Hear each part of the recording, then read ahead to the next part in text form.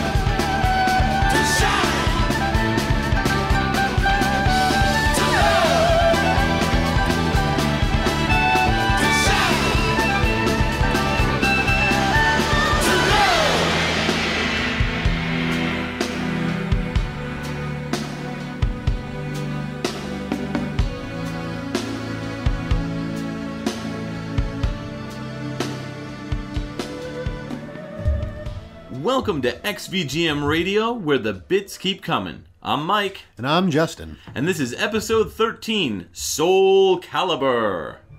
Welcome back to the stage of history. And the history is of the Soul Calibur series that we're going to be talking about. It's the 20th anniversary, and the newest game was just released last month, Soul Calibur 6. It's quite the game, and I have been playing it quite a bit, and I really wanted to talk a little bit about this series in a nutshell, because I've been listening to a lot of the music for a little while now, and I'm really digging a lot of it, so I think that it's a good experience to talk about it. Yeah, no, I mean, the song we just came in on was probably one of my favorite songs in the game. Yeah, definitely. So the game that we opened up with for the intro track was Soul Edge, also known as Soul Blade. And that was the PlayStation 1 release. It came out in 1997, and in the arcades it came out the year prior in 96. The track is called The Edge of Soul, and that's the intro theme to the game. And it's by Takanori Otsuka, Hiroyuki Kawada, Masahiro Fukuzawa, Hiroto Sasaki, Takayuki Ishikawa, and Akihiko Ishikawa. Wow, a lot of people there. Yeah. So we'll break those down in a little bit. What do you think of this track? The track was a lot of fun. It was very uplifting. Yes, yes. Good way to start off a fighting game. Oh yeah, definitely. The track itself, I believe what we just heard is actually slightly different from what's on the game, if I remember correctly. I think the version of the game is edited, it's shorter. It's just like a quick intro. It's the same song. I looked everywhere for that PlayStation 1 version of the track, and I could not find it. I'll tell you, like I prefer the longer version anyway. Yeah, it's a little longer. Yeah, I mean, not by much. Probably like a minute or so. Yeah. But it's fun to have more of something you like that. You know? Yeah. I'm pretty sure it just doesn't have that fade out towards the end where it's just like playing like the gentle like kind of guitar. Yeah, yeah. But yeah, this is just a really great like hard rock song with like some slight R&B like Motownish kind of vibes. Yeah, yeah. The part where she's like edge of soul, carry on. Yeah, yeah. And in the background you can hear like you can hear like those male vocalists like in the background kind of like edge of soul. Yeah.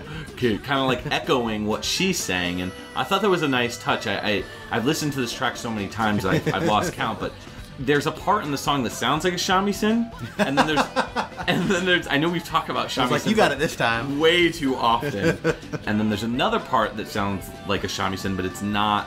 The first part I think is, and that's just like a really soft, subtle shamisen in the background, and then it kind of breaks down the track towards like the loop or the end. You get this really nice like Japanese harp. Yep. And I really love that harp. Yeah, it's very buttery. I don't know if that's the right word. It's got a buttery harp. Oh, it's got a really nice quality to it that really lends like an extra like layer to the song. It's because they coat the strings with butter. Yeah. Of course. Smooth is what I'm trying to say. Smooth like butter. But I love the fusion of like hard rock with like Japanese like folk elements. Yeah. We talked about that a little bit in the Guilty Gear episode. Yeah, where they did some of that, and I think they did a really good job in this in this song as well. Yeah, no, I agree.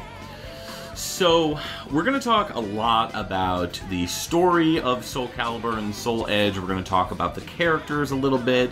We want to give you kind of like a flash in the pan view on the world and the history of Soul Calibur, because it's surprisingly rich. Oh yeah, no, there's a lot going on in this whole universe. And, I mean, if you're not familiar with it, in whether or not maybe you've been thinking about playing it or whatnot, maybe this will convince you one way or the other. Yeah, there's a lot to it. It's a very fun fighting game. Yeah, absolutely. So the story, just to touch on that real quick, it takes place in 1584, and there's 9 different warriors that seek out the Sword of Heroes, also known as the Soul Edge. The sword feeds upon the souls of its wielder. So Cervantes de Leon is a pirate, and we're going to be talking a lot about Cervantes later on in the episode, but he is the one who has the sword in Soul Edge, or Soul Blade, whatever you want. Soul Blade is the US release. Right. And he is supposedly defeated in the canon of the story by Sophitia and Taki. So basically what happens is Sophitia, she's kind of like this like Greek kind of warrior, and she defeats Cervantes, but she's wounded during the battle with the Soul Edge, which has now like pierced her body. So Taki kind of steps in. She's a demon huntress and a ninja, and she finishes off Cervantes and then brings Sophitia back to her sister Cassandra, pretty much to like heal up afterwards. So, right. So that's kind of how the story goes. That's the meat and potatoes of it, the soul and the edge of it. Fair enough. So let's talk a little bit about these composers. So Takanori Otsuka worked on Soul Calibur and Soul Blade as sound design and sound effects and programming. So Soul Blade didn't really have too much to do with the actual composition. Only other game that they worked on was Xevious 3D/G Plus in 1997. Masahiro Fukuzawa worked on a few additional titles, Puzzle Star Sweep and Devilish in 2005, doing the music and audio for that, as well as the Outfoxies in 1995. Hiroyuki Kawada worked on quite a bit more. Started off with their first game in 1986 for Namco, Valkyrie no Boken Toki no Kage Densetsu. In 1986, they did the direction of the music. And then, we're going to jump around a little bit. Ridge Racer Revolution in 95, Time Crisis in 96, then they did Soul Blade, Tekken 3 in 98, and then they did a little bit of work for Nintendo with Mario Kart Arcade, GPDX, Smash Brothers for the Wii U and 3DS, Blaze Blue, Chrono Phantasma Extend, and Pac-Man Championship Edition 2. Nice. So just to kind of jump around. So, regarding Soul Edge, I never played this one in the arcade, but I've been diving into all these Soul Calibur games, getting, hyped up for Soul Calibur 6. And I picked this one up, and I really enjoyed it. It was a lot of fun. But you have a lot more experience with this one, right? Yeah, so I actually played this in the arcade years and years ago when it was in the arcades. I guess around 1996. Okay. Probably a little bit after that. I think I was a bit young to be going to arcades with the group of friends that I generally went with. I mean, it was a lot of fun. There were a lot of different fighters that some of my friends played. I was really only like Marvel vs. Capcom fighter player. Sure. I was never really big into Street Fighter or any of the other crazy games. It was usually, Marvel vs. Capcom, Sure. or I don't remember the years, unfortunately, but like War and eventually DDR and stuff like that. Right. But at one point, one of my friends was playing Soul Blade, and was like, "Oh, here's some quarters. Come fight me." And I was like, "All right, whatever." I usually get my butt handed to me, so Right. But it's usually a bit of fun. But I found we went back and forth a couple times, and I found that I was fairly good with a character that I play in almost any of the games that he's in, Kilik. Right. And he fights with staff. I think we're going to talk about him a little bit more because I think we have his theme coming up at some point. Yeah, and when we talk about Soul Calibur 6, you're going to love hearing about Keeler. Yeah. Yeah. But one of the things that you never really notice until you play these games like we did back to back, it plays a little bit slower, which I didn't realize for me made it a little bit easier. I think you're used to the faster paced version of the other games. Yeah. And when we went and played Soul Blade right off the bat, it wasn't as difficult. Like the other games, things move a little bit quicker, but I don't have the best reaction times. But yeah, it's a little bit slower. But for what it did, like this game, you're playing as these characters, on the stage of history, etc. And it's not really about the combos. Well, I mean, it's about the combos, but it's not about like the the beat 'em up combos. It's about the weapons and the different weapon combos. That was really cool. Yeah, absolutely. So we're gonna move into our next track, and I'll talk a little bit about my experience with Soul Edge or Soul Blade. This track is your pick. What did you pick for us? Yep. So we're gonna hear another track from Soul Blade, which, as we said, came out in the PS1 1997, the arcade in 1996. The track is Kkaduri, which is also known as Sueng Mina's theme. No, he didn't stutter. It is. There's actually two Ks. Yeah. Yes, it's Kkaduri, Kkaduri. Yes. And again by Takanori Otsuka, Hiroyuki Kawada, Masahiro Fukuzawa, Hiroto Sasaki, Takayuki Ishikawa, and Akihiko Ishikawa. Woo.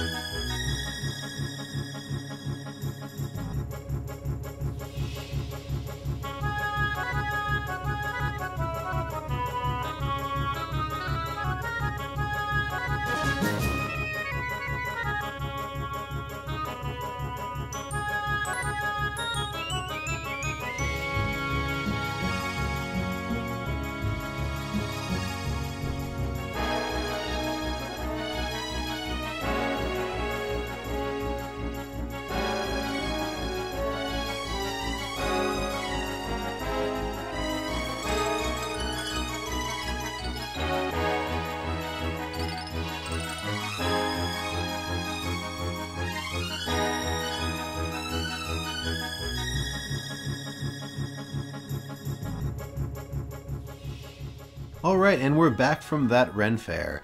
That was that was Kkaduri. Kkaduri. I'm just going to say, that was Kkaduri, Sueng Mina's theme from Soul Blade on the PS1 in 1997, or the arcade in 1996, by 6 different people that we've already said a bunch of times. Yes. We're going to talk more about them in just a moment. Or the other 3, right? Yeah. So, what did you think? I like this track. It's definitely a period track, like a period piece. Right.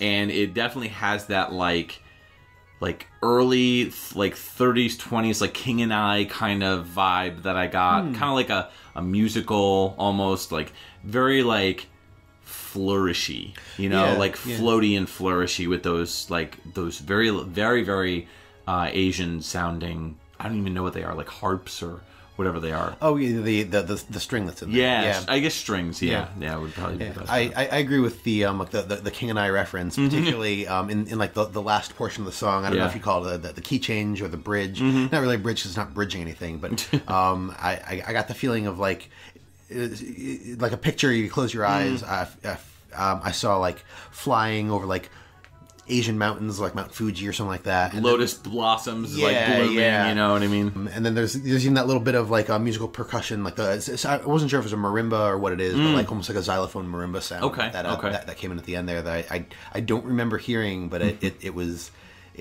fun to hear. I just really enjoyed that polka beat in the beginning. Yes. Right. Yeah. And then just kind of comes in, you're like, whoa, it's very strong, but it's not overpowering. No, as far as the song goes. So no, it's a little bit subtle, and I feel like the main melody that comes in sort of pushes that polka beat to the background, and it almost, you don't even recognize it as a polka until it's front and center again. When I listen to this soundtrack for Soul Edge or Soul Blade, it's very unique to the rest of the games, and I think part of that is just the time that it came out. The music was different back then. Just with that opening track that we listened to with Edge of Soul, it's very hard rock oriented, and you don't really get too much of that throughout the rest of the soundtracks. But then you've got this particular soundtrack that has all these crazy like Japanese influences, Asian influences from all different cultures. You've got the more like cinematic types of tracks, but then you've got those more like jazzy vibes to it as well. So it's very all over the place for this one. It's very different and it's very fun, and I kind of feel like this was like the blueprints to the rest of the series. And part of the reason for that is because the game predates the 8-way run that was created in Soul Calibur, right, with characters only able to sidestep or go back and forth, as well as jump higher than in like other entries in the series. So there's also a feature called Guard Impact, which allows the pushback of an attack. This also allows for like an opportunity attack on an enemy. But so there's a ring out mechanic, so you can knock people out of the ring. However, unlike the later entries in the series, where certain moves can accidentally send you to your death, Taki, for example, can actually kill herself in later games with a ring out. Guilty. I've done that so many times. Yeah. But ring outs can only be given by an opponent. Yeah. It's a little bit more fair. Yeah. I feel. There's also a rock, paper, scissors feature that was removed in later games, but it does return in Soul Calibur 6. Yes. If 2 characters strike at the same time, it locks up their weapons, forcing characters to press a button. Depending on the button that you press, it may allow a successful attack, or it might make it so you end up getting hurt yourself. Right. Yeah, it depends. So it's really cool. I really like that element, and we're going to talk a little bit about that as well when we talk about Soul Calibur 6, because I think they really improved it for the better. Yeah, we'll also talk about why that it came back in 6. Yes, yeah. Like many fighting games, there are also super moves. The super moves in this game are called critical edge attacks. Yep. Essentially, they just sort of fleshed out multiple attack combos. Right, and kind of the same thing, although they're a lot flashier in Soul Calibur 6. They kind of brought that back, and again, 6 is kind of like a celebration of all the games, kind of combined. Yes, so, Edgemaster mode is also on the PlayStation 1. It's exclusive to that version. It gives players like an RPG-ish mode to play through. Soul Calibur and Soul Edge and, Soul Blade, Namco in general really loved supporting one-player content in this series. And I cannot thank them enough, because I'm not really a multiplayer guy. I do like playing fighting games with friends, but when my friends leave, I have nothing left to do. Right. So I'll play through arcade mode and beat it, and unlock all the costumes and the weapons and everything, but then there's nothing left for me to do.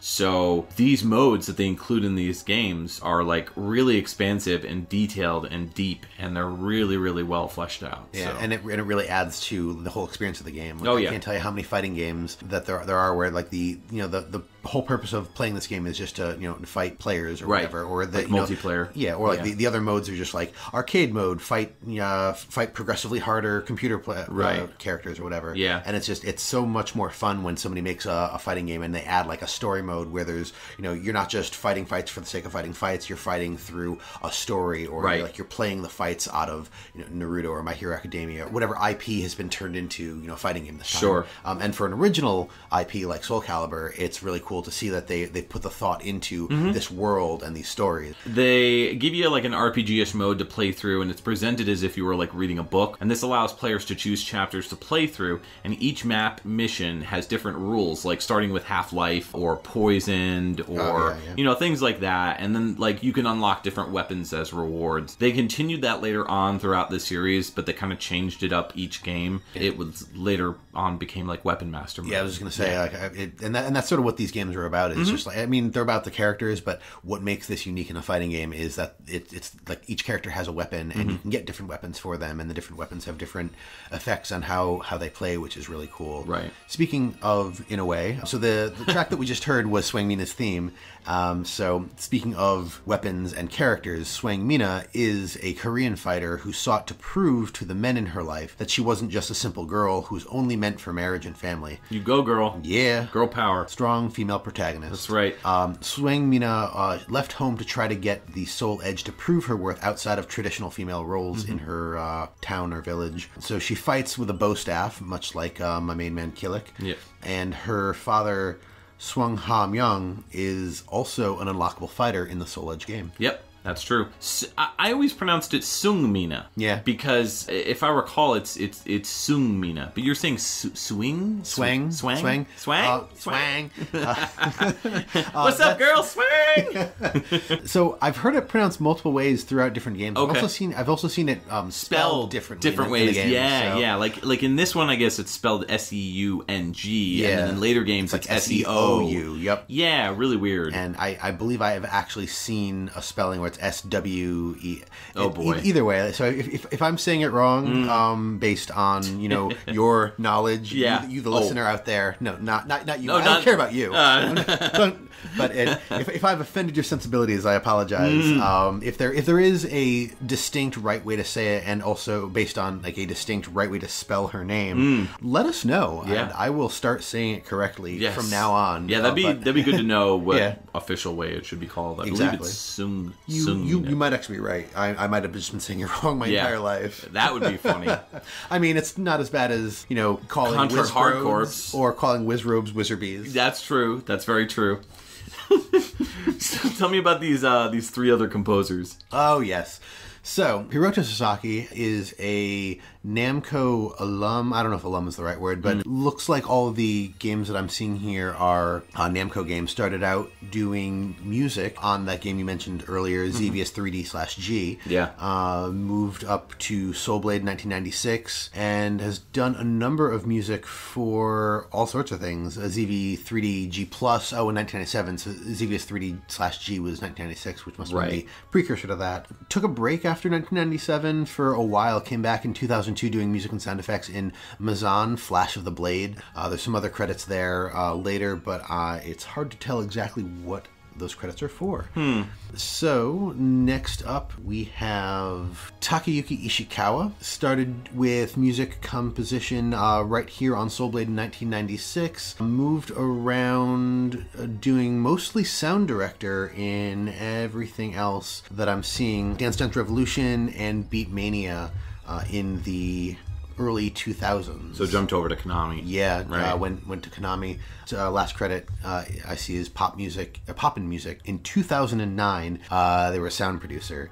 And then finally, Akihiko Ishikawa, again started with music composition in Soul Blade in 1996, and then looks like they stayed with Namco doing music staff on Xevious 3D/G+ in 1997, and one of the last things that they composed for was Pac-Man Championship Edition 2 in 2016. Cool. All right, so we are going to move into the next track, and we're moving into the next game as well. This is Soul Calibur, and this came out on the Dreamcast in 1999 and the arcade the previous year in 1998. The track is called The New Legends Proving Ground, which is also known as Keelix's theme and Edge Master's theme. And it is by Akitaka Toyama, Junichi Nakatsuru, Yoshihito Yano, and Hideki Tobata.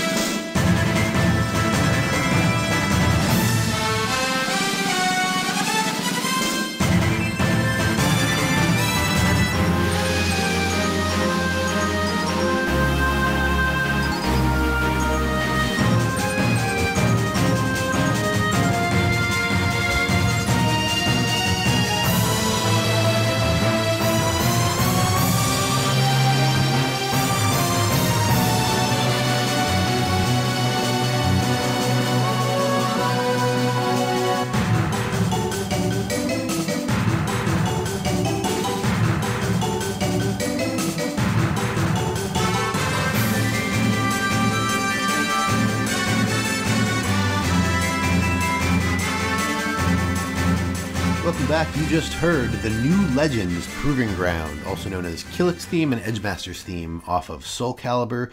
Came out in the arcades in 1998 and on the Dreamcast in 1999. The composers on that were Akitaka Toyama, Junichi Nakatsuru, Yoshihito Yano, and Hideki Tobata. I love this track, but only like specific things. Like, it's a very bombastic track, but I especially love two parts in it. I love the drums in the beginning, the dun-dun-dun-dun-dun. Yes, dun-dun. absolutely. Love that, so great. And then I also really appreciate the weird, like, I don't know, Cirque du Soleil, like 80s new wave synth pop kind of like Depeche Mode thing that's going on with those synths. Like the Oh, okay, yeah. I really love that. That's like my favorite part of the track. And then the rest of the track, I don't know, it's kind of forgetful. It's you know, it's good stuff. It's not bad. It's just I really like those two parts stood out so strongly to me that the rest of the track I was just kind of like waiting for those parts to come back. Right. Yeah. That's funny. The synth part, when you sung it, I realized what you're talking about, but I didn't actually consciously, I guess, notice them that much. I was more focused on the I guess the part that you weren't so fond of, the horn line. Yeah. And I mean, coming from like drum corps and marching band and all that stuff, like that's. I mean, I was never big on horn lines. I mean, I played in low brass, but we won't bother getting into that. I was in the percussion, so yeah, I hear you. I had a lot of friends in percussion, which is why my mother is also a drummer, so it's like I'm very attuned to hearing like the really quality like drum like you said, you timpani, kettle drums. Yeah. Right. Well, like you called the snares, and I was like, yes. Yeah. The snares sounded so good, like right out the gate. It just like hits you with these, like militaristic sounding like marching song. There's a lot of that in Soul Calibur, and that's this game's kind of started that sound. So Soul Calibur kind of created the sound that the later games would kind of follow. So, speaking of which, we could talk about the 8-way run feature now. Oh yes, you mentioned that earlier. Yeah, Soul Calibur introduced an 8-way run feature, which allowed fighters to roam more freely around while fighting. So it wasn't like the games of old where like you could only move forward, you could only move backward, and you could only do like a flip forward or flip backwards. Yep. And it wasn't sidestepping like in other fighting games like Dead or Alive or even like Soul Edge, Soul Blade. It was full-on 8-way movement.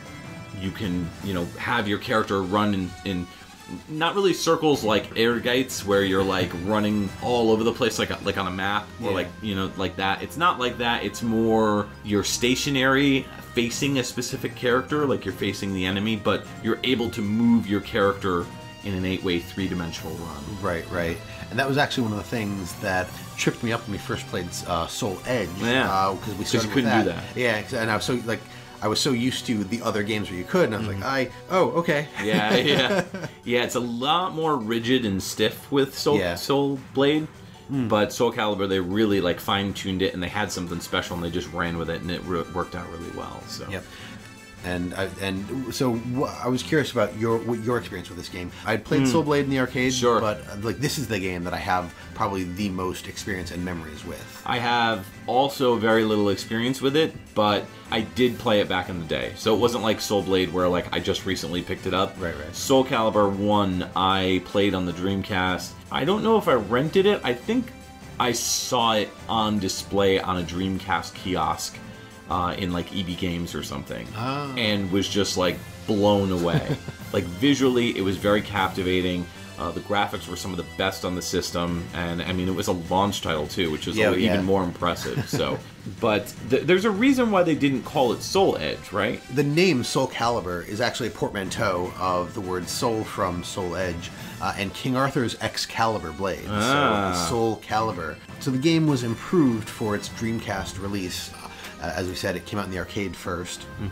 It added a similar Weapon Master story mode, like in the Soul Blade game, as well as improvements in both graphics and the gameplay itself. It's considered the superior version of the arcade game, and is often considered one of the best games for the Dreamcast. Like you said, it's one of the best fighters ever made. Yeah. It's one of the best-selling Dreamcast games. I remember when it came out, people were like, fighting games are not going to be better than this. Like, people were like, this is the best fighting game of all time. That's what people were saying. So, talking about the story, after Soul Edge, Siegfried, who was also one of the characters in Soul Edge or Soul Blade, he got his hands on the Soul Edge sword, and that ended up turning him into a being called Nightmare. Essentially what happens is when you grab the Soul Edge, it turns you into like your worst nightmare. Yeah. I guess is pretty fitting. Sense. Yeah. It's kind of like in Link to the Past, like Zelda Link to the Past, where like if you get the Golden Triforce, you become whatever's purest in your heart. So if you were evil, you turn evil. If you're good, you turn good, or whatever. But it still like corrupts you, I think, even if you're good. So that's the slight difference. Oh, you're talking about the Soul Edge. The Soul Edge, right.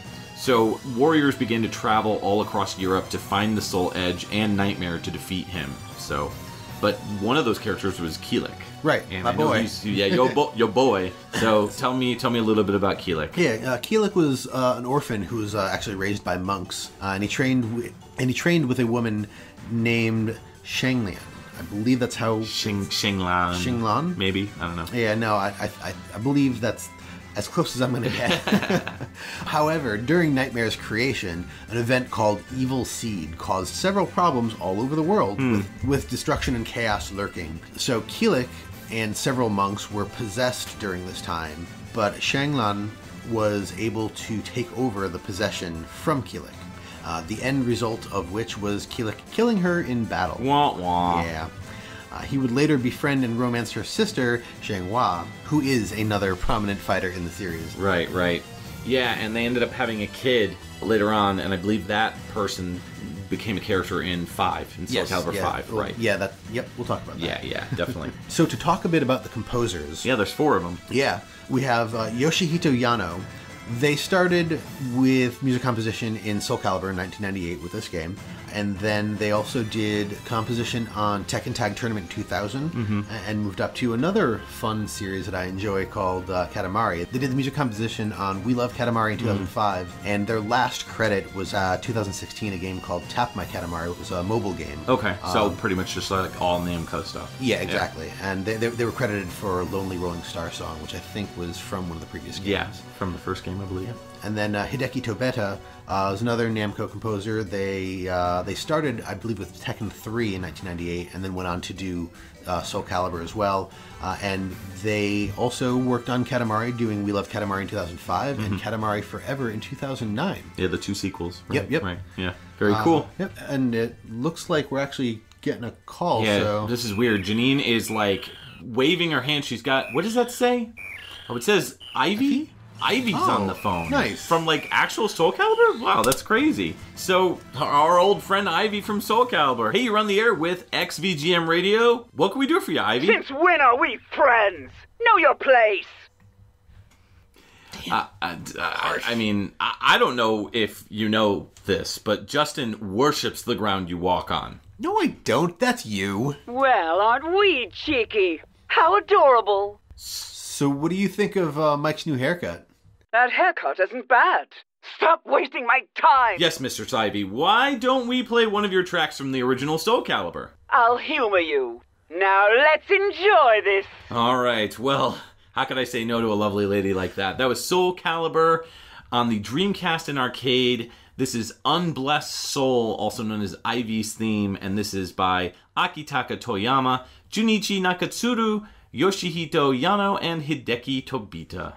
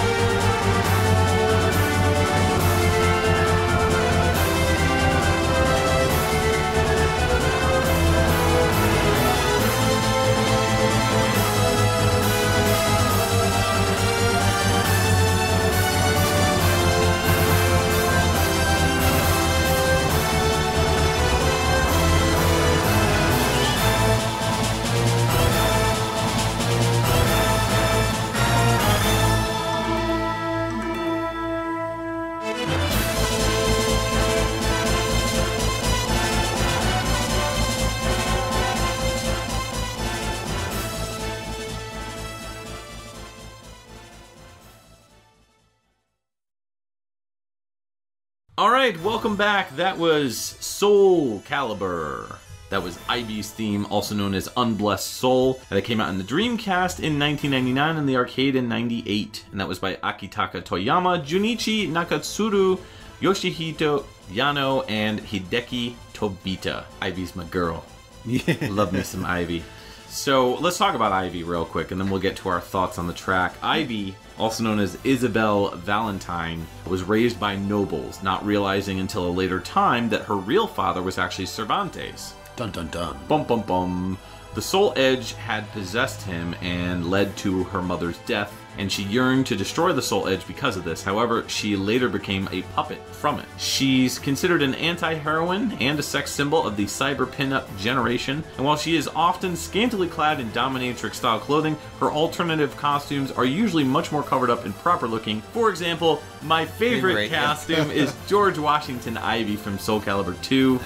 Love that costume. I used to always play with... I never really played with the skimpy one Yeah. in Soul Calibur 2. I love the idea of this dominatrix chick dressed as George Washington beating the crap out of people. I thought that was hilarious. To be clear, you call her George Washington Ivy because she has a tri-corner hat. Right, right. She fights with a snake-style weapon that can turn into a whip or a sword on a whim. So her playstyle is very different from any of the other characters. Like most of the characters are like sword and shield based, or giant axes or stuff like that. Or staves or halberds. Right. Like very rigid weapons. Bows, so all sorts of nunchucks, stuff like that. But her weapon is just so much more different because it changes. I think it's one of the few weapons that change on a whim in the game. I don't think anybody else's. Yeah, I can't think of another weapon that changes. Not to my knowledge. But yeah, Ivy is one of the more memorable characters, and she kind of became the face of the series. Like her and maybe like Taki and Mitsurugi, Voldo, those types of characters. So they kind of all really stood out, and I think that's a good thing. I think it's important to have like a face of the series. I mean, a lot of fighting game series have that, like with Street Fighter, Ryu and Ken, and Chun-Li and all that sort of stuff, and Mortal Kombat with like Sub-Zero and Scorpion. So, yep. Yeah. So this track, what did you think? Because I love this track. Oh, yeah. The opening sounds one way, and then it sort of, I wouldn't say it does a 180, but like I felt like that opening was almost Baroque-esque, and then it just wasn't anymore. It went into those like militant drums, and the song itself, actually, the more it went on, the more it sort of sounded like, I guess, kind of a military song. Aside from just like the drums and the snares that were going on, I'm pretty sure I heard like a fife or some kind of pipe, like pipe-based instrument, either like a piccolo or a flute or something. And then at one point, I didn't realize it the first time we listened through it, but when we listened to it during the break, I heard what sounded like a hunting horn. That's just like That was interesting. That really threw me off, that horn, because it sounded like a call to arms. Yes, exactly. Sort of thing, and then it loops into that very, I guess you could say, like classical marching kind of sound to it, and then it kicks into the Baroque portion. Yeah, it goes back. And it's got that galloping. I don't know if it's a galloping bass, but it's definitely galloping drums. Yeah, the snare rolling like a. It's just that I love that stuff. But then when you combine that with the Baroque kind of like organs with the vocals in the background, like operatic vocals in the background, like this is my jam. You know what I mean? So like she's my favorite, probably my favorite character in the series, like her and Taki and Mitsurugi. But like this is probably my favorite track on Soul Calibur, like of the first Soul Calibur game. So yeah, no, that makes sense. It's a very Mike Levy track. Yeah, it is. So Akitaka Toyama worked on mostly Namco stuff and also worked on some Nintendo stuff. Very similar to a lot of the composers here. I'm just going to highlight a few games. Tekken 5, Ridge Racer 7 in 2006, and then Kamen Rider Climax Heroes in 2009, and God's Eater Burst in 2012. So a lot of the other games that we've talked about throughout this episode, they've also worked on as well, like the ZVS games, Soul Calibur, Soul Edge, blah blah blah. So Junichi Nakatsuru worked on a lot more Soul Calibur. Pretty much became like one of the main Soul Calibur composers, working on Soul Calibur 4 as the sound director, Soul Calibur Legends as the sound director, Soul Calibur 3 they did composition of the music in 2005. And then, of course, Soul Calibur 2, which we'll be hearing from in just a few seconds. Yep. Other than that, they also did a game called The Dog Island in 2007. And, you know, again, jumping around, also worked on, like, Tekken 6 and Tekken 7 in 2009 and 2017, respectively. Alright, so let's move into our next game, which is Soul Calibur 2, and this came out in the GameCube, PlayStation 2, Xbox in 2003, and then it also came out the previous year in the arcade. This is Unwavering Resolve, also known as Cassandra's Theme, and it's specifically by Junichi Nakatsuru.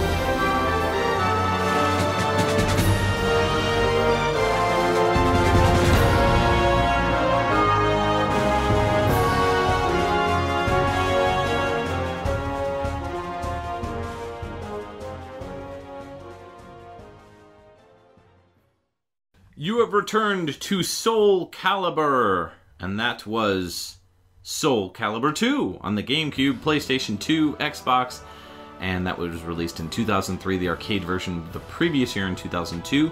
The track we heard was Unwavering Resolve, also known as Cassandra's theme, and it's by Junichi Nakatsuru. So I remember I was, at this point, I used to live on campus, but then I ended up moving back home. And I remember playing the crap out of this while I was working at a game store. I was like managing a game store actually. And I would just play this non-stop. Like this and Smash Brothers were like the two games, like Smash Brothers Melee and Soul Calibur 2.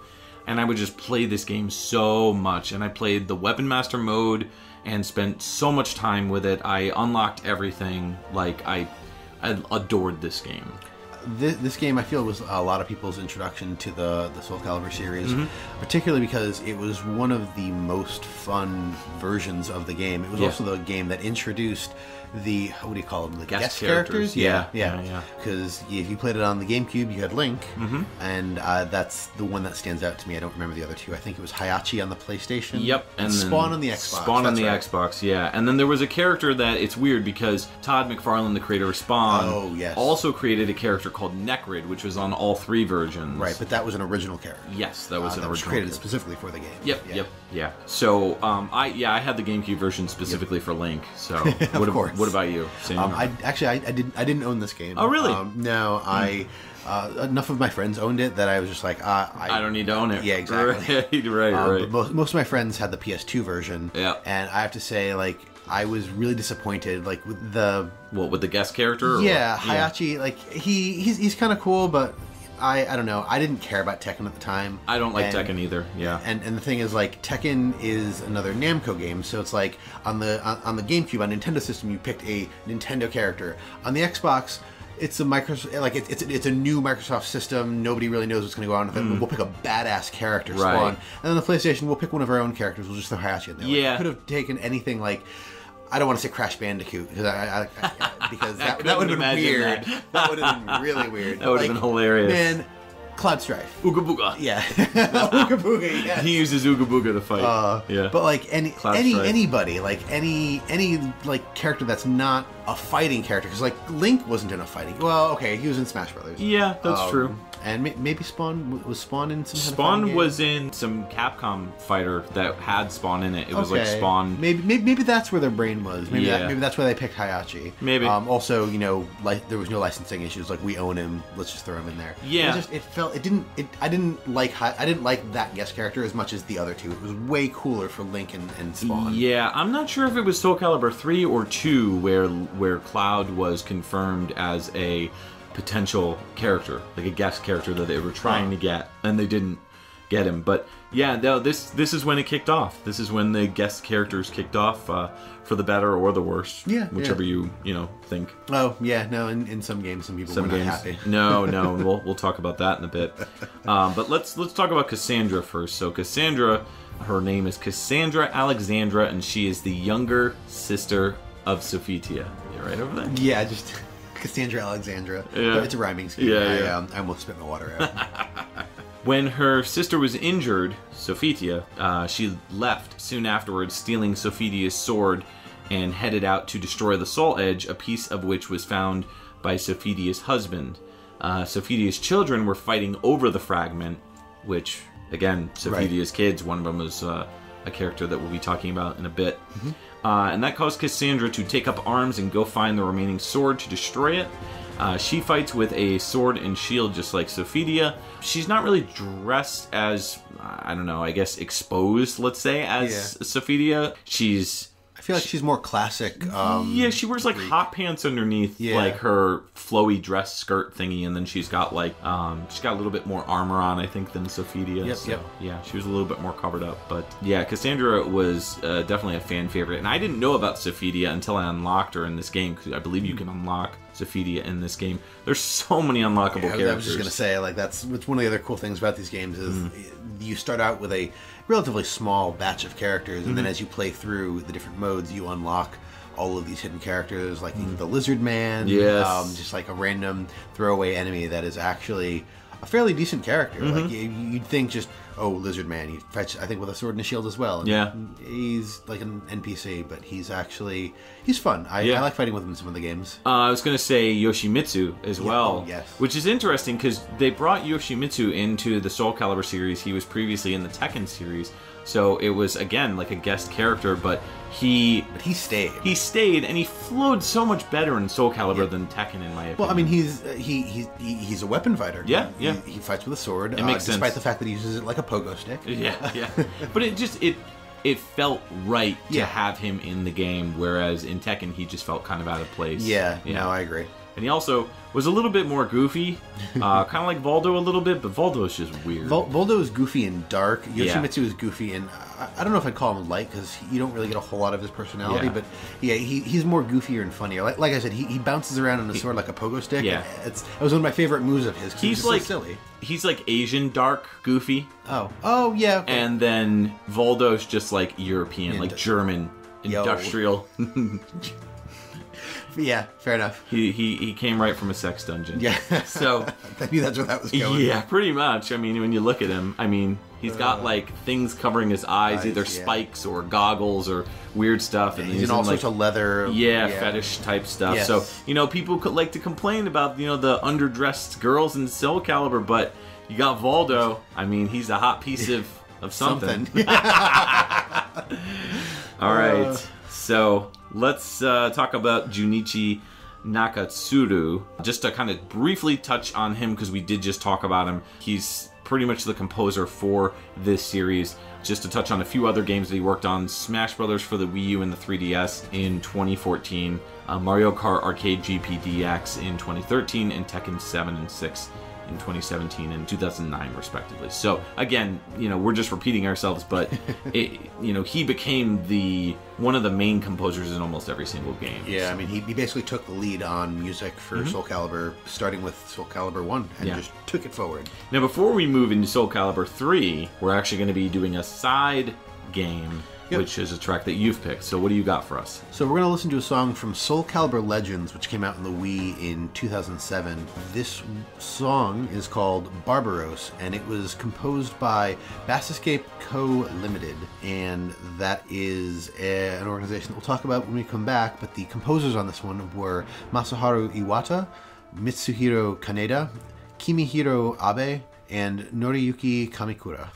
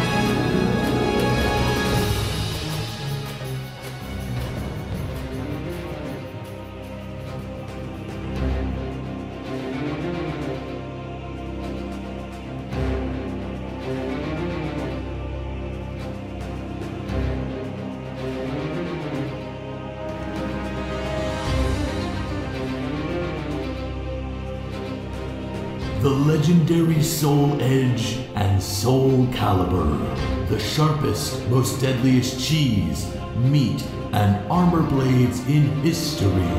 Use the finest cutting blades in the world to set the stage of appetizers. These high-quality blades will change the course of your meal in a flash. From steak to cheddar cheese to the souls of your enemies, these blades will sharpen the path to your delicious destiny. Call 408-235-2222 today. Offer not valid on the battlefield of Utah. Warriors under 14 need a Wind Priestess's permission before ordering.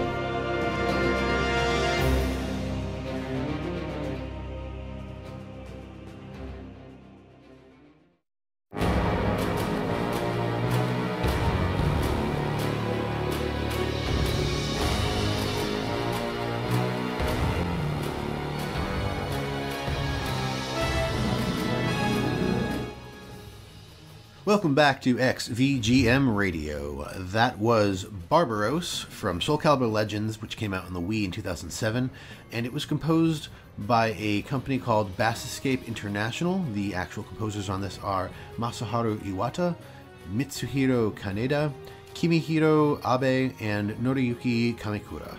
What do you think of this one? This one was wacky. Yeah. It started off really dark, which I liked. It was like a lot of deep low notes and sort of a lot of horns, like dark, deep horns, and the minor key, and it sort of stayed there. But yeah, this is very different than what we're going to hear in any of the other Soul Calibur games. And I mean, the obvious reason for that is the company that was used to do the music. Just to quickly touch on that, Bass Escape International is an independent music and sound production company based in Tokyo, Japan. They specialize in music composition and sound design for video games specifically. Bass Escape was created in 2002 by veteran Square composer Hitoshi Sakimoto. They did music in Final Fantasy XII as well as Valkyria Chronicle. All right. You know, normally I'm a big fan of songs that have like off-key like time signatures, but I feel like this one was a little too much, mostly because of the horns, like especially later in the track where it felt really off. And I like time signature changes, but I like there to be like some sort of a groove or melody behind it. And I felt like this was just kind of like more towards the end, it was just like utter noise. You know what I mean? Like just like what it reminded me of is just like a big lumbering giant creature just stomping around, or like a giant elephant. And that's the thing that I get from the Barbaros, from like that concept. That's actually probably fairly accurate, considering so Barbaros is more or less like the I don't know if I want to call him the ultimate villain, but he's sort of like the boss of this game. Right. To get into that, I guess we'll talk about the story of this game, because it takes place between Soul Edge and Soul Calibur. So it's actually not canon. Throw everything that we say out the window. nothing actually matters. But yeah, no. So if it's not canon, then it's not all that big a deal. But it looks like they tried to work in like real world history into the game, but it's based around Siegfried's transformation into Nightmare. Okay. So the game begins as Siegfried finds Soul Edge on a ship, and he has to battle Cervantes on the deck of that ship for the Soul Edge. Later on, Siegfried is tasked by the masked Emperor of the Holy Roman Empire to find the remaining pieces of Soul Edge in order to use it to win the war against Barbaros of the Ottoman Empire. Yeah. And so it's funny that you mentioned like lumbering elephants, because like, the Ottoman Empire was known for using like war elephants and stuff like that. Okay, so that makes perfect sense. Okay. Yeah. So, gameplay-wise, this is kind of like if Dynasty Warriors was terrible. Fair enough. I haven't actually played this game, but I understand that you have. I have, and it's not that great. My biggest issue with it was very clunky, and it wasn't like fast-paced and energetic and fun like Dynasty Warriors or Samurai Warriors or any of those games. It feels like a hollow shell version of this. Very repetitive. Enemies pop up, you kill the enemies, then you move on to the next area. Enemies pop up, you kill the enemies, you move on to the next area. If you go into it knowing it's a very shallow hack and slash, it's not bad. But if you're expecting anything deep and detailed, you're looking elsewhere. Yeah, so. this is also because of the time frame. It was released fairly early in the Wii's life cycle. True. I would assume that it has clunky motion controls as well.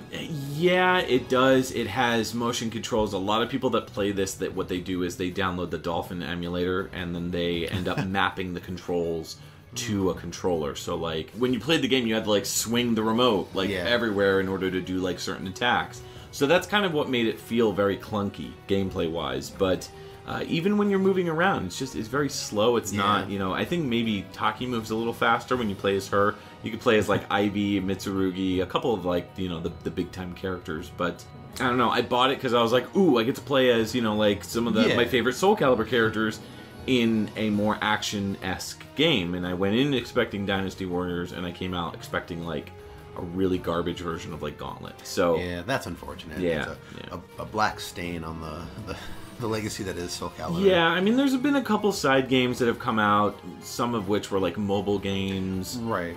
There was a game that came out on the PS3 which got pulled. I think it's called like Lost Swords or something like that. Yes. Yeah, there was a PSP game that came out, which was basically like a really watered down version of Soul Calibur 4.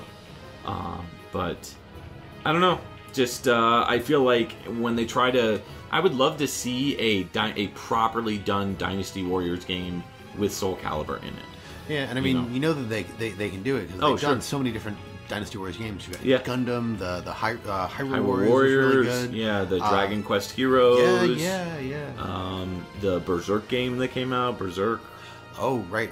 Yeah. So lots of potential there, but I just don't think that it's doable. Come on, Namco, get on this. Let's go.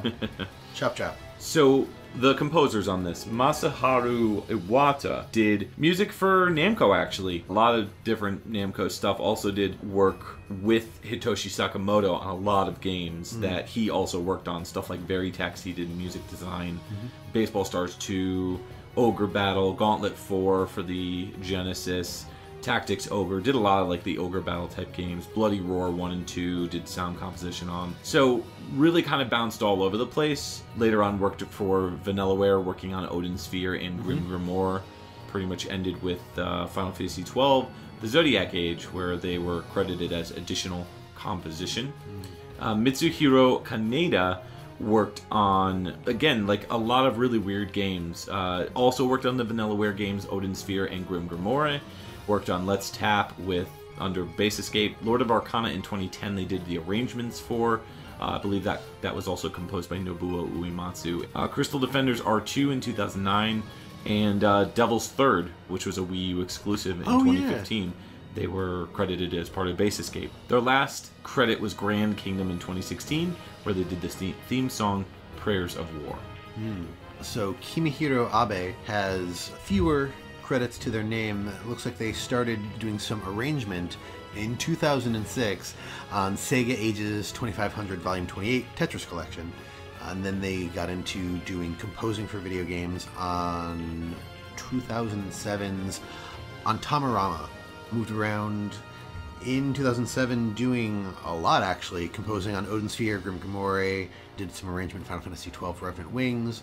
Bump up to 2009 where they did the music for Murasama, the Demon Blade, and the last game that they did composition for is Crimson Shroud in 2012. Noriyuki Kamikura started in 2007 with a game that I'm pretty sure we did not get over here called Shijo Saikyo no Deshi Kenichi Gekito Ragnarok Hachi Kengo. No, I don't think so. No, I don't think we got that one. Probably not. But a lot of these folks worked on some of the same games. We have composition on Tamarama, Grim Grimoire, Final Fantasy XII Revenant Wings, Murasama Demon Blade, Let's Tap, even Crystal Defenders R2, as well as Adventures of Mana in 2016. And actually, you mentioned that Shijo Saikyo no Deshi Kenichi. That's Kenichi, the anime. That's a video game based on that series. Yeah, which I've been watching. It's a pretty fun anime. Nice. So, let's move into Soul Calibur 3, which is on the PlayStation 2, exclusively on consoles, but as far as arcade, which came out later on, 2005, This is No Regrets, also known as Cervantes theme, and it's by Junichi Nakatsuru.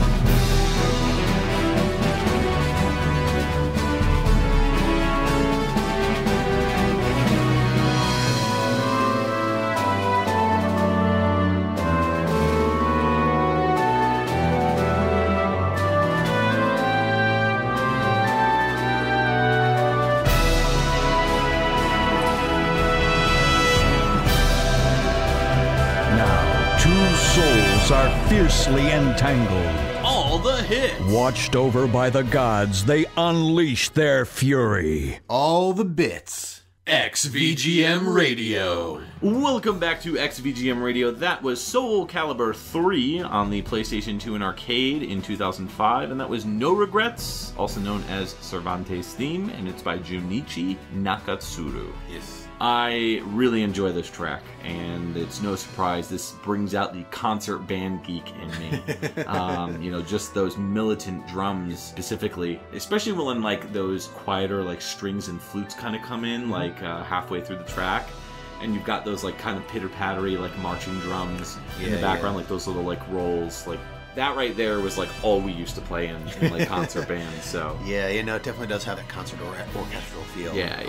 Which is somewhat of a break from some of the earlier tracks, which were more like marchy and like militant, as I think we said. But definitely that beginning part is like full on militant. Like, oh yes, but it's got that very like hopeful, like heroic sound to it, which is weird because it's Cervantes. That's exactly what I wrote. I was very surprised by this song because for a character who is more or less one of the main villains, and I mean we'll talk about him in just a bit. But like you expect minor keys and just like evil dark dun dun dun, yeah, like the Barbaros is music, you know. But no, it's just like it's got these hopeful themes, and I mean there's a few dark turns. But it even ends on sort of like the theme that we came in on in the beginning, like those trills. Yeah. And I was like, I mean, it's a great song, but I was surprised. Like for Cervantes' theme, like is he good now? Is he a good guy?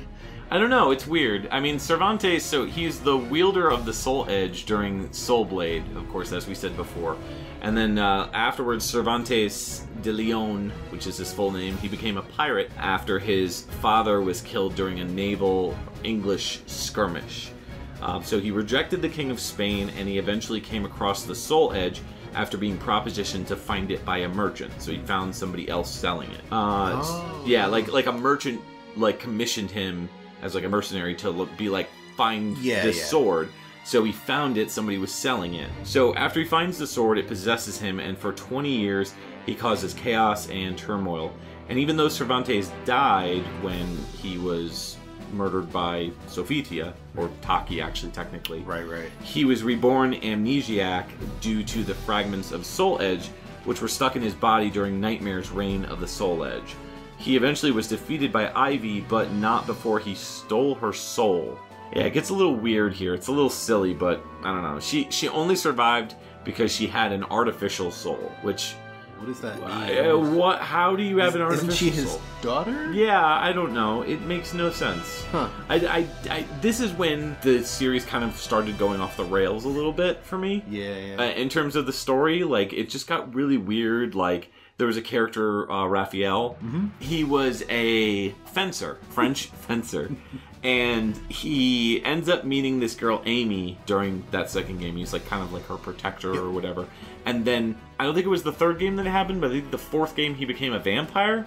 Which I was like, what? So, I don't know, just like, the series got super goofy. They started introducing weird characters like Tira, who is basically like a lackey for the Soul Edge, if you will. Kind of like a henchwoman, you know, kind of like Harley Quinn. Yeah, kind of like Harley Quinn and the Joker combined, because she's got like the Joker's like color scheme of like the green and the purple or whatever. But like she's the Hoop Girl, right? Yeah, she's the Hoop Girl. Yep. So yeah, that's Soul Calibur 3. And there's not much I could say about this one. I will say that it's disappointing because this one only came out on PlayStation 2, and I never picked it up when it came out. I picked it up years later, and I played it a little bit, and I didn't really like it, and I ended up selling it. And then I recently rebought it, just because, again, I was going through the whole series. Mm-hmm. And this time around, I had discovered that they really opened up the character creation. First off, they started doing character creation, which was really impressive.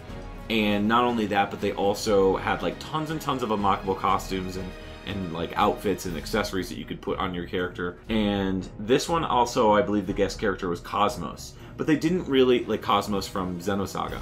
Oh, yeah, But they didn't really, I guess they were trying to get Dante from Devil May Cry, and it didn't work out. So then they were like, they pulled a Soul Calibur 2 on the PS2, and they were like, well, we'll just take from our own stock. Yeah. So they took the girl from Xenosaga, which is Cosmos. And I don't know if it's a thing where you can make Cosmos, or if you can unlock Cosmos. I think you can unlock her. So, well, what I was reading is that you unlock the ability to make her. Oh, really? It's sort of like that's both? Weird. Yeah, that's weird. Yeah. Okay. So this game came out on the PS2, and then later on it came out in the arcade.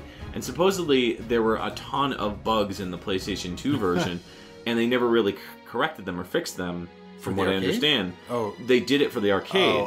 So the arcade version of this game is technically the superior version, even though the PS2 version has all the cool stuff like Weapon Master Mode and all that stuff. Right.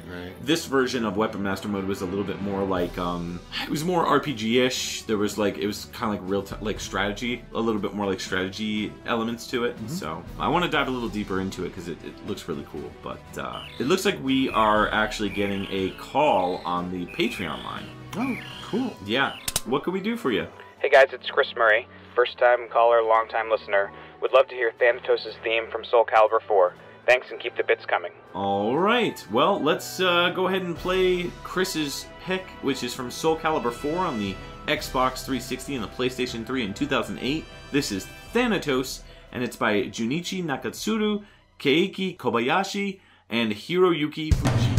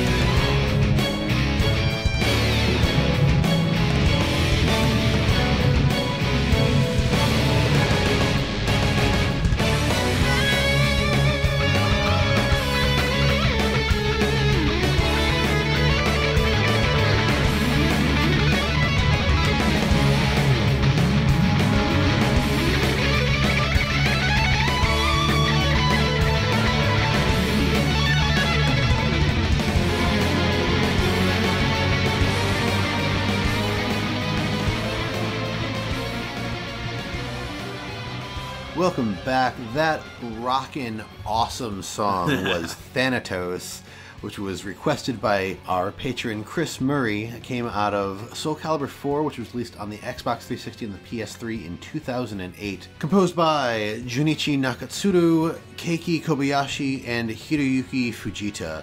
And man, Chris, you picked the best song.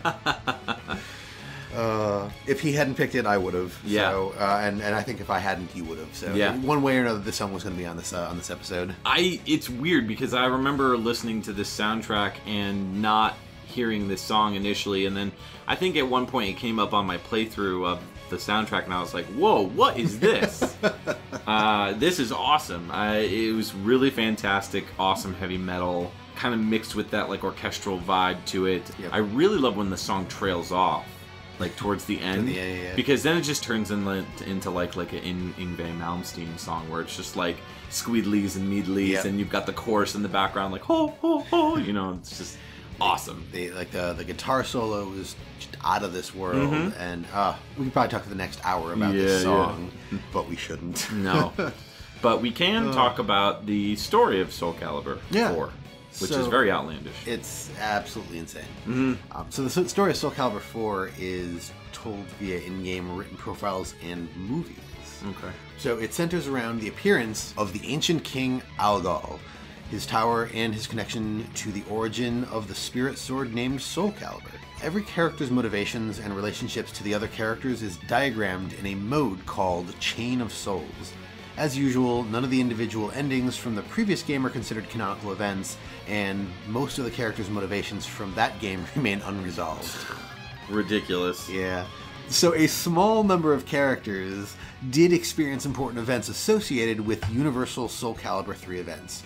For example, Siegfried has died and has been resurrected by the Soul Calibur sword.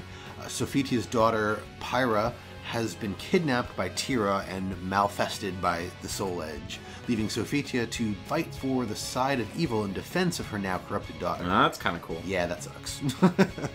Nice to see the good guys play bad guys. Yeah. Against their will. Yeah, I was going to say, like, it's not like she's doing it willingly, but right. it's a matter of, like, if you don't do this, your daughter's going to die. Yep. Tira, however, is now suffering from a split personality disorder, and most characters are still motivated by a desire to either obtain, destroy, or defend one or both of the legendary swords now carried by Siegfried and Nightmare. And most characters face Algol as the final boss of story mode. So all the characters also feature animated ending movies.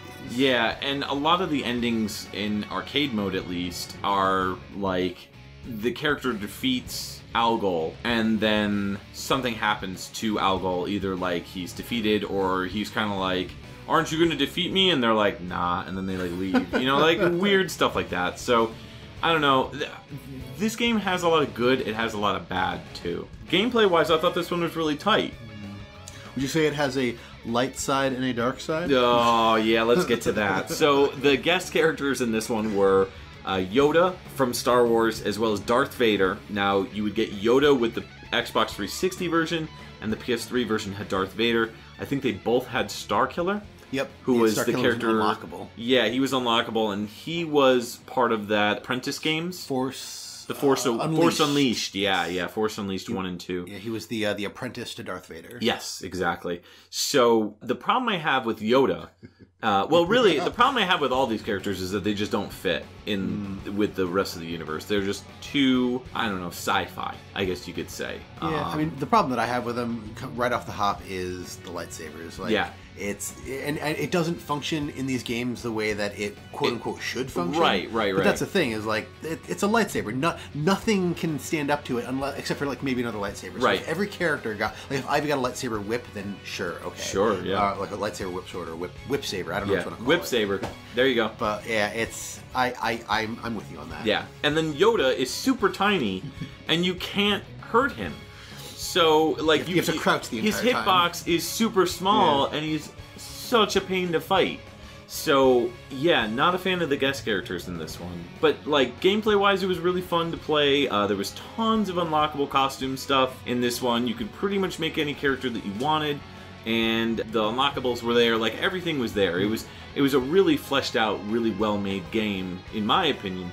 But yeah, the story was weird and the characters were bonkers, and we'll get into that a little bit more in just a few minutes. But let's move on.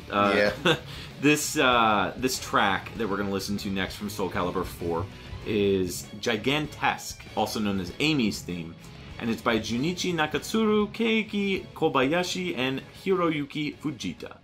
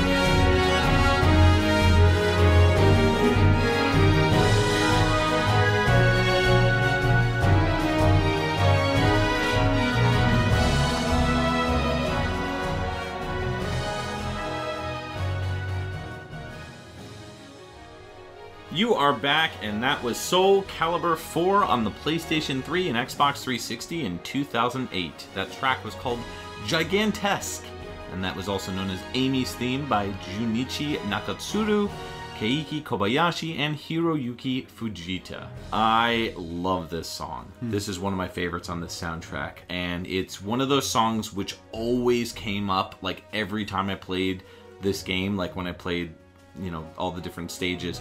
And I don't know why this one always came up for me, but anytime I played this game, this track would come up and I would just like completely fall in love with it. I love the harmonies and melodies, and I love the more heroic sound to it, more towards like the loop. That da-na-na-na-na-na, da-na-na-dun-dun-dun-dun-dun-dun. It's just so uplifting and just makes you feel like you're soaring on the wings of an eagle, you know? I don't know, there's no other way to explain it. Like, even the beginning of the track too kind of starts off like that, and then it kind of goes down to that more like concert band kind of flourishy kind of melody where you've got the flutes and you've got the more like the violins and everything. Everything's really like somber in the middle of the track, and then it's got this weird like constant rising falling action. But I don't know, what do you think? I enjoyed it overall. I found it to be a little low energy for me, which is weird because it's not really low energy, like it's got that rising and falling thing, but I feel like when it falls, I wanted to fall asleep. Okay. But overall, like I completely agree with you. Like on the wings of an eagle, because I was going to say something similar to what I said in one of the earlier songs, where it's like if you close your eyes and like your brain comes up with a picture to go along with the music, and I had a very similar, like instead of flying over like the mountains of Japan and Mount Fuji and whatnot, it was almost like, you know, soaring through the Andes, or even almost more of like a Lord of the Rings type thing. Yeah. No, I agree, and I do agree that the song definitely takes a dip in the middle of it, but I don't know, for whatever reason, to me at least personally, it still keeps my interest throughout the entire track. But I will agree that really the two parts that stand out most for this track to me is that beginning and more towards the loops. So yeah, I agree. So this is Amy's track, and Amy made her first appearance, as we said before, in Soul Calibur 2 in the opening video sequence. She's basically lying to some soldiers about the location of Raphael, who's like hiding. So she was a playable bonus character for Soul Calibur 3. She uses the rapier discipline moveset. Basically, from what I understand, is Raphael kind of took her on as a protege. Right. In Soul Calibur 3 Arcade Edition, she is included as one of the main characters. And then later in Soul Calibur 4, Amy becomes a main unlockable character using a mixture of the rapier discipline from Soul Calibur 3, along with some moves that she borrowed from Raphael. She also shares her move list with Scheherazade, which is one of the bonus characters, and she has also appeared in Soul Calibur Broken Destiny and Soul Calibur Lost Swords. So Raphael appears to be the only one that she cares about in the world. As gratitude for saving his life, he trained her to be a formidable wielder of the rapier, and then the two only have each other to trust in the world, and they deeply love each other as father and daughter. So it's not like a sister/love interest, it's straight up father-daughter relationship. And then he's also a vampire, right? So like, and then he becomes what? a vampire. Yeah, so. I don't know. I blame Darth Vader. Yeah, clearly. Good to know. So anyways, we'll roll into Soul Calibur 5. This is the Xbox 360 and PlayStation 3 game that came out in 2012. This is Sword of Resolution, also known as Patroclus' theme. And it's by Andrew Aversa, Chris Velasco, Hiroki Kikuta, Aino Zur, Junichi Nakatsuru, and Tomoki Miyoshi. Let's hit it.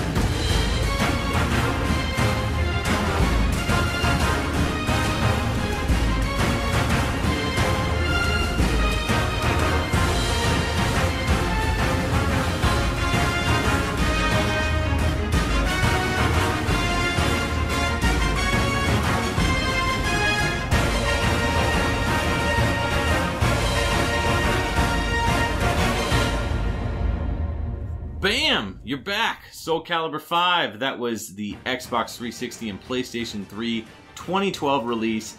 That was Sword of Resolution, also known as Patroclus' theme.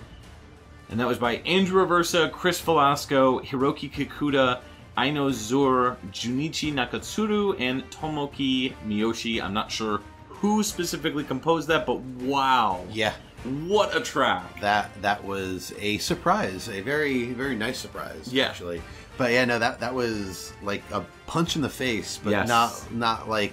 It's like a superhero's theme. Yeah. You know? But, I mean, like, you could picture hearing something like this in, like, a Marvel movie, you Definitely. know? Like the Avengers. But, like, I absolutely love the part where it gets into, like, almost like a rhythmic, almost like groove, where it's like dun dun dun dun dun dun dun dun dun dun dun. Yeah. I Those love drums that. really drive it home. Yeah. I mean, we talk about the drums in I think almost every song on here, but like the folks that are composing these games, they know what they're doing with these drums because like they're front and center, and they are like not front and center that they overpower anything, but just like they let you know what you're doing, like what's going to happen. Absolutely. You're going to hear these drums. And you know, it's weird because this I can picture for a Cervantes theme. Yes. Because it's very pirate-esque.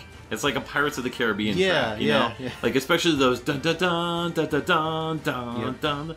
Like, that is very Pirates of the Caribbean. Yeah, it has a bit of a naval feel between the sound of the drums and those horns. Yeah, no, I could see that. So I feel like they should have swapped tracks. I know these are like, 8 years between these games or whatever, something like that, but they really should have swapped. Come on, guys, get on that. So, yeah. So this is where things get completely off the rails for Soul Calibur. Essentially what they did was they wind the clock forward 17 years after the events of Soul Calibur 4, and it centers around the children of Sophidia. The protagonist is her son Patroclus, and also, of course, as we said before, his estranged sister Pyra is a supporting character, and the two siblings kind of journey across Europe in an attempt to rid Pyra of the Malefestation, which is a curse that is bestowed upon whoever comes into contact with the evil weapon Soul Edge. So we've seen other characters that this has kind of happened to. We've seen it happen with Taki. We've seen it happen with Cervantes, Ivy. You know, this Siegfried, who turned into Nightmare. Probably Raphael at some point. Yep. Maybe that's why he's a vampire. That's a very good possibility. So my big issue is they got rid of some of the heavy hitters. Like, they got rid of Taki. They kept Ivy. I don't know. They got rid of like some of the heavy hitters, like particularly Taki, which really bugged me. And they ended up going with, instead of Taki, her protege, who is Natsu. Oh, yeah. And basically the same character, but kind of like full of spunk, which I was like, no. If you're going to do a ninja chick, she's got to be a badass ninja chick like Taki. That's so, crazy. I don't know. A lot of people didn't like Soul Calibur 5. It didn't sell that great. And it ended up almost killing the series, where they really had to struggle to make a new one. They were basically like, well, what do we do with the series at this point? Tekken was taken off, and Tekken was doing really well. And I think the reason why they brought Soul Calibur back is because Tekken was doing so well.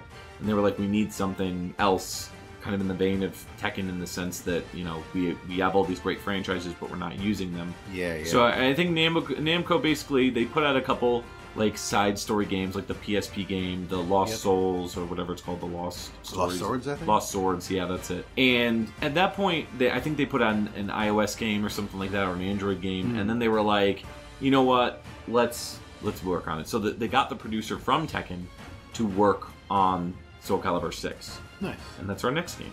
Yeah. And also our final game. Yes. The final game in the series as of the date of this recording. Yes. So Andrew Aversa is one of the composers. He has done a few games. I guess he was brought in as kind of like an outside remixer or an outside arranger. He's credited as a composer, so I'm not sure exactly what he did, but he's done OC remix tracks for Super Street Fighter 2 Turbo HD. Which I believe all the music was pulled from OC Remix. Like, they hired OC Remix remixers to make the music for that remix version of the game. Yeah. He also arranged music for Monkey Island 2 LeChuck's Revenge Special Edition. Also did Phineas and Ferb Across the Second Dimension in 2011. Soul Calibur 5, and then afterwards Crypt of the Necro Dancer. He did the Metal soundtrack mix. Oh, yes, that is a fun game. Yeah, and then Tap My Katamari in 2016, Recore in 2016, he did drum and synth production on, and then Not a Hero in 2016, which he's credited as Zircon. I believe Zircon is his alias. Yeah, and I've heard a couple tracks by him. That's how he's credited in Crypt of the Necrodancer. Okay, actually. So that makes sense. Chris Velasco has so much stuff. He's credited for Monarch Studio, that's his professional website, but there's just too much to go through here, so I'm going to pick like 3 random games. Spy Hunter Nowhere to Run in 2006, God of War Chains of Olympus he did additional music on in 2008, and then we'll jump forward to his last game, Agents of Mayhem in 2017, he did original themes. Finally, on my end, Hiroki Kikuta, who is a longtime Square Enix composer, worked on Secret of Mana in 93, Seiken Densetsu 3 in 95, which is the sequel, one of the sequels to Secret of Mana. Yep. Kodelka, he did the soundtrack to that in 1999. Then after Soul Calibur 5 in 2012, which was a huge break in between, he did Atelier, Eska and Lagi, Alchemist of the Dusk Sky, Shineness, The Lightness Kingdom, and for that he just did, I guess, a few tracks. And then Pankapu in 2016, he did the Eternal Orbis Chronicles theme. So, we've talked about Junichi Nakatsuru to death, so we know what he's done. Anan Zur actually has a super long list of stuff, so I too am just going to pick a few things out of this list. So in 2000, they did music composition on Star Trek, Starfleet Command Volume 2, Empires at War. In 2007, they did Naruto, Rise of a Ninja on the Xbox 360. They also did, in 2009 and 2011, they did the original score to Dragon Age 1 and Dragon Age 2. And then finally, most recently, in 2018, they composed the main theme to the game Pathfinder Kingmaker, which looks pretty cool. And then Tomoki Miyoshi has only one game credit to their name, and that is Soul Calibur 5 in 2012. Word. All right, so we're rolling into our last track of the episode, and what do you got for us? So we're going to close out on a Soul Calibur 6 track, of course, which came out on the PS4, the Xbox One, and Windows in 2018. The track is called Who Dare to Tread, and it is by none other than Junichi Nakatsuru.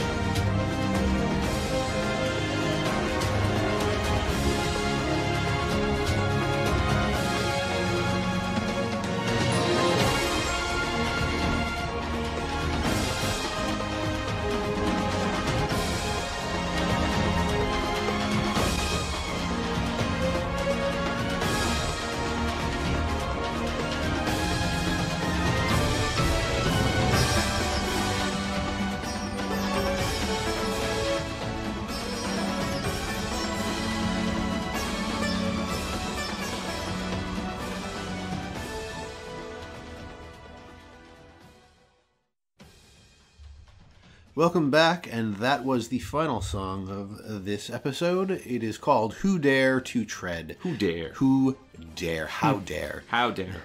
It is off of the most recent game, Soul Calibur 6, which came out on the PlayStation 4, Xbox One, and on Windows in 2018. And of course, composed by Junichi Nakatsuru. And this is a real throwback, in my opinion, to Soul Edge. Oh, yeah, yeah. Like, it really has come full circle to the first game, in my opinion, but still taking elements from the previous titles. Are you talking about the game or the song? Both, okay. I would say, in all honesty. But this song especially because it's got this, like, Middle Eastern flavor, like an Egyptian kind of vibe to it. Yeah, it opens up on... I'm not sure if it's like an Arabian theme or more of an Indian theme, but as you get more into the song, you hear that sitar, and that's sort of a classical Indian instrument. Right. So, yeah, it definitely has, like, some Middle Eastern, Southern, South Asian influences in it, and I think it's fantastic for that. No, I agree. Well, I think the track is fun, and it feels fresh, and it feels like a breath of fresh air for the series. Yes. I mean, don't get me wrong, I love all the, like, really bombastic stuff that they did in, like, Soul Calibur 4, Soul Calibur 2, and 3, and 1, and everything. And even 5, I think, has a great soundtrack, but this one definitely feels like more of a return to maybe Soul Calibur 1 and Soul Edge, kind of like a combination of the two. Yeah. It's interesting that you say that, because that's sort of what they were trying to do here. So to talk a little bit about the game itself, Soul Calibur 6 serves as sort of a reboot to the series. Sort of, not really, I guess. Takes place during the 16th century to revisit the events of the first Soul Calibur game to, quote-unquote, uncover hidden truths. Right. So there's two different modes of gameplay. For single player, right? For single player, yeah. So you've got the Chronicle of Souls, which takes us back to the timeline of Soul Calibur 1, Soul Calibur 2, and Soul Edge, or Soul Blade, but with some new interpretations on characters in the story.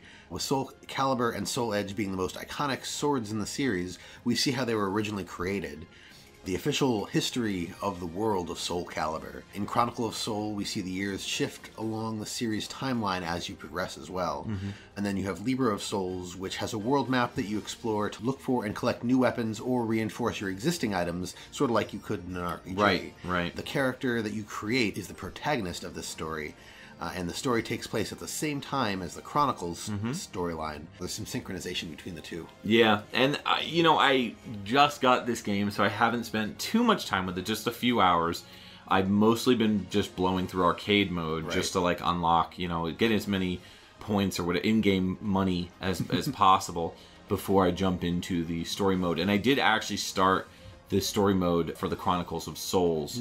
And it's cool. It's like there's a screen that has like not a map, but like a timeline map. If you've ever played the Fist of the North Star game for the 360, the one that came out. Oh yeah. It's kind of like that, where there's like multiple characters and they all are on one single timeline. So depending on what portion you pick for which character you pick, it affects a different portion of the storyline. Oh, neat. It's another game that I actually need to check out. Yeah. So Keelik and Jinglang, that woman who he accidentally killed or whatever, that whole story is kind of like retold. So they are correct that it basically retells the story of 1, 2, and also Soul Edge a little bit. But I kind of feel like they did this because they got trapped with 5. I feel like they had nowhere to go with 5. Basically, either reboot it or keep going and ignore all those old characters. And I think fans really wanted those old characters back because they were familiar with them. So I don't know where they're going to go from here, but I'm hoping that maybe they pick back up after 4. Yeah. That would probably make sense, where, they keep 4 canon, they keep 3 canon, and they maybe dial it back a step. I don't know. Or maybe they'll just do it after 3, because 3 was probably the last one that was, like, relatively solid. Yeah. But I don't know. Who knows? Libra of Souls I haven't played around with at all. I've created 1 character. Yes. And that's pretty much it. That's all I've done. And, I'm going through the character creation, and it's surprisingly detailed. Like, you could pretty much change anything you want on the actual character themselves. And then regarding the costumes, I haven't unlocked much, but there's going to be DLC. First off, the guest character is Geralt from the Witcher series. Yeah. And then They also just announced 2B from Nier Automata. Oh, yeah, I thought I'd heard something about that. The chick with the big booty. Yeah. Yeah. That's how I know her. Yeah. So she's going to be in it, which is pretty cool. What they did was they kind of pit her up against Ivy in the promotional video. I'll post it when we debut this episode, or sometime after. I'll throw a link in the thing so people can talk about it. So, but yeah, that's Soul Calibur 6. It's a really good game. Gameplay wise, they've brought a lot of stuff back. They brought back the rock paper scissors thing. Yep. But now it's triggered by one button. So basically, there's like this red attack that you do, and that kind of activates the rock paper scissors. Right. So but if you both hit somebody, have to do that, right? No, you don't. Oh. So if I hit you with the red attack move, it sends both of us into like a slow-mo thing, and that's when we have to hit a button. Depending on what button you hit, it depends on how you end up attacking or getting hurt or whatever. Right. There's a special button. It's kind of like Mortal Kombat 9, Mortal Kombat XL, where like you hit one button and that does like the X-ray move or like the specialty flashy move, and that's like the super, I guess you could say, and it's pretty cool. It's really fun. It's visually very pleasing. It's a really gorgeous game. Gameplay is top notch. It's a nice return to form for the series, so I definitely encourage everyone to go check out Soul Calibur 6. If you've never played a Soul Calibur, this is probably the best time to get into the series. Yeah, I mean, especially with it rebooting and taking us back to the beginning, it's a very good time, a very, very good point at which to enter the series. Yeah, and if you're not a fan of classical music, maybe you have heard something in this episode that you did like. So let us know what you think. You can reach out to us on xvgmradio.com and leave us a comment, or reach out to us via email, xvgmradio@gmail.com.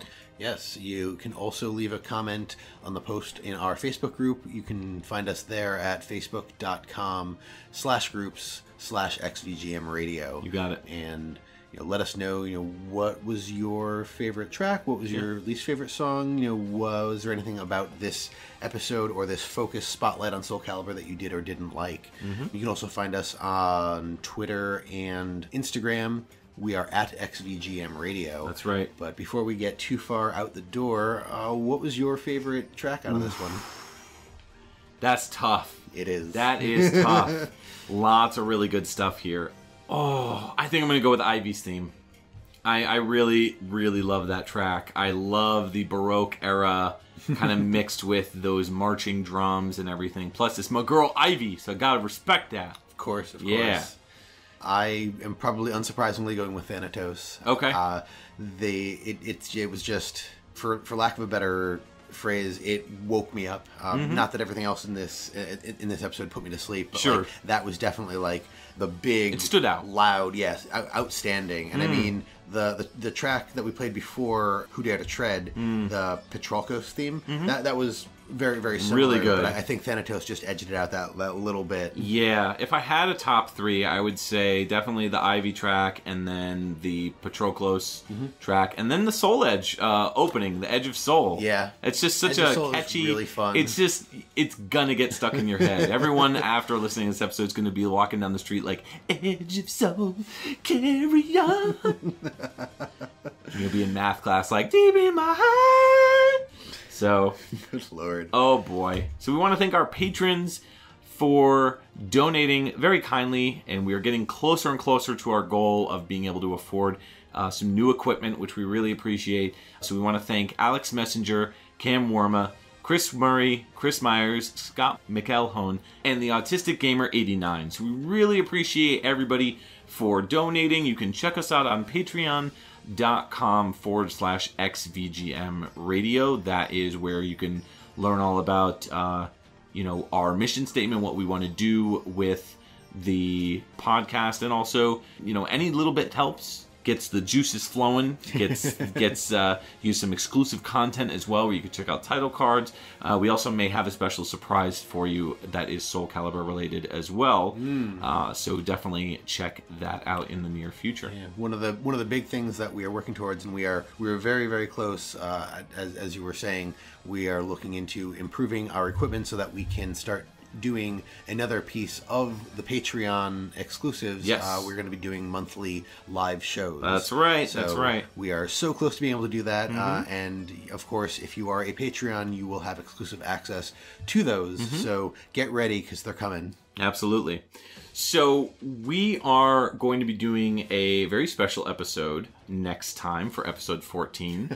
This is going to be Justin's picks. Yep. So you guys all know about me from my Pixel Tunes Radios days, but we wanted to do a spotlight on Justin, who Justin is, and what some of his favorite music from video games are. So that is going to be next episode. Stay tuned. It's going to be a lot of cool nostalgic stuff, some newer stuff.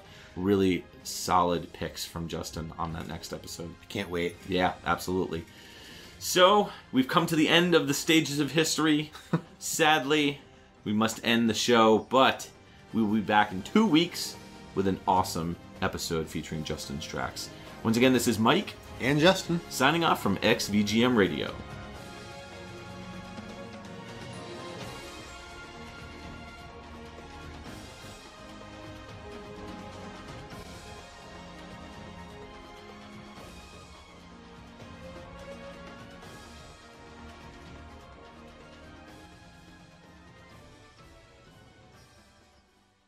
But, you know, a number of small characters.